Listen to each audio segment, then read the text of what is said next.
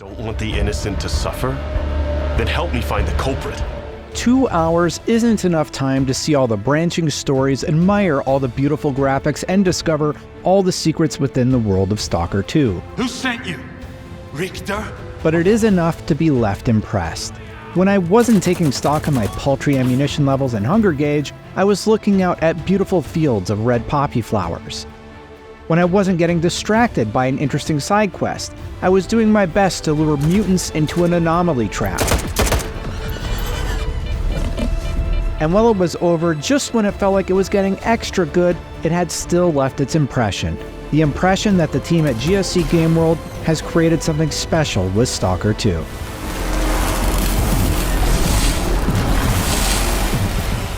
I will preface all this by admitting that I am not a Stalker expert, meaning I have not played the 2009 hits, but I probably should be because I am a huge fan of games that offer us various options for dealing with a story scenario, especially those where one seemingly small decision can have effects that ripple through the rest of your playthrough. That's what this series, which began with 2007's Shadow of Chernobyl and was built on in Call of Pripyat in 2009, is best known for, and it's what struck me the most from my handful of hours with Stalker 2. I kept thinking about those decisions I had made and wondering if I had made a mistake by choosing a violent, guns-blazing approach, and wondering if I should have tried a stealthy or even fully peaceful one. But Stalker 2 takes it several steps further.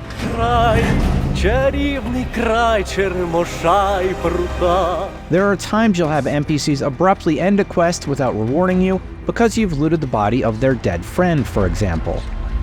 I'm sorry, Strider. Have that happen a couple of times and it'll give you pause even when you're doing the kind of routine task that you normally wouldn't even think about. Suddenly, the voice of Monolith was gone. I felt as if I was awakening from a years-long coma. Our demo began with that Enter the Zone trailer cinematic before we were unleashed into a small field area covered by the darkness of night where we were hunting for anomalies. These are dangerous areas that have been disturbed in the irradiated area and can reveal powerful artifacts with special attributes on them. And on the graphics front, for both PC and Xbox, these areas look stunning on both platforms.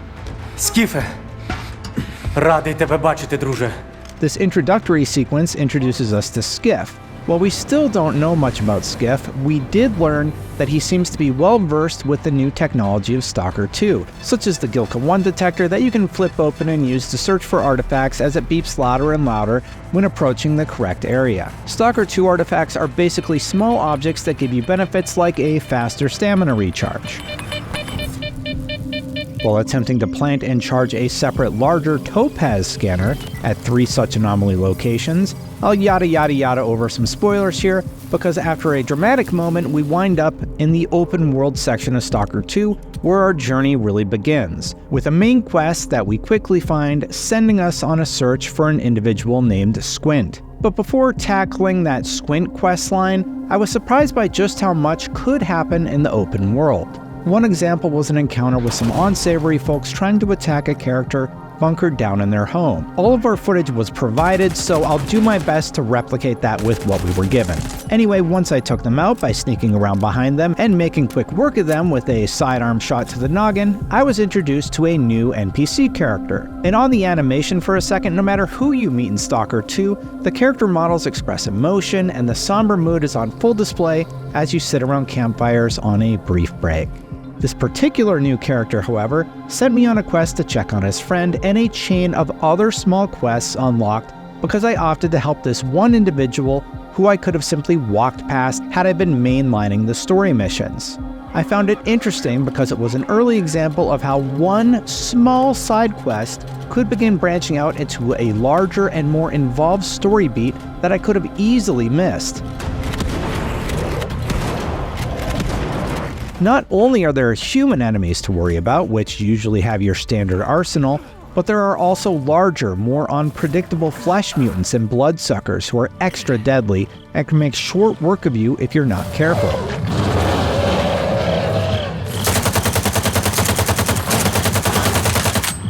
And there's fields of poppy flowers to navigate, the latter of which sounds quite nice, but will put you to sleep forever if you wander too far off the main pathways. You can't rest now, we're nearly there!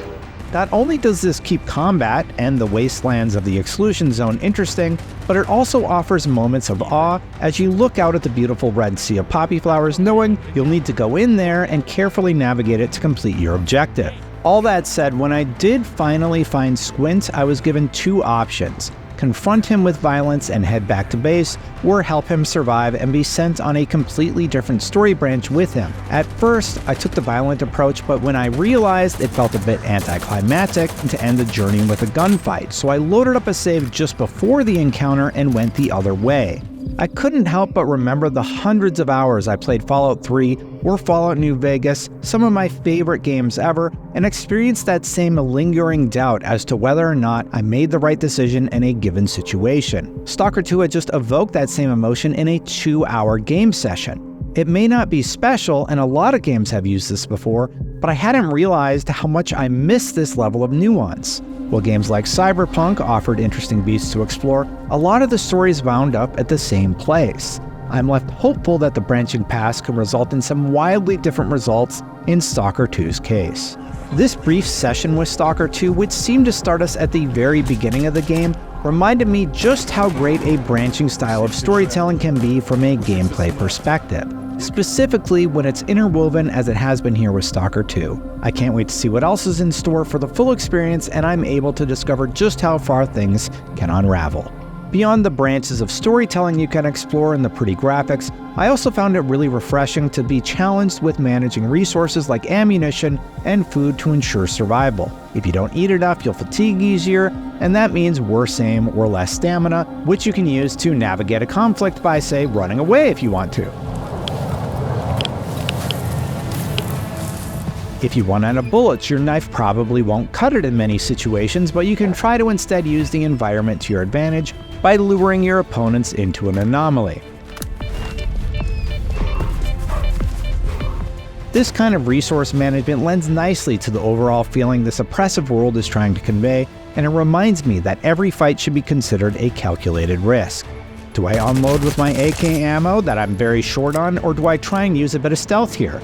Can I get away with using a pistol, or do I need to get extra aggressive with these bigger enemies? Do I tackle this during the night when I can use darkness to my advantage, or would I rather use the sunlight to my advantage for clearer sight?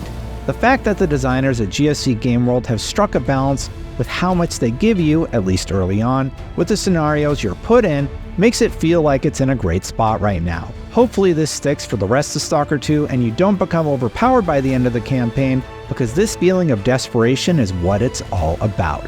I wonder what's out there. Eternal Spring? The Klondike of artifacts? A new home? I'm left with eagerness to get back into the world and see what other trouble Skiff gets into. Even though November 20th is right around the corner, Stalker 2 can't come soon enough. In the meantime, check out the Stalker 2 gameplay, and for more on all things gaming, keep it right here at IGN.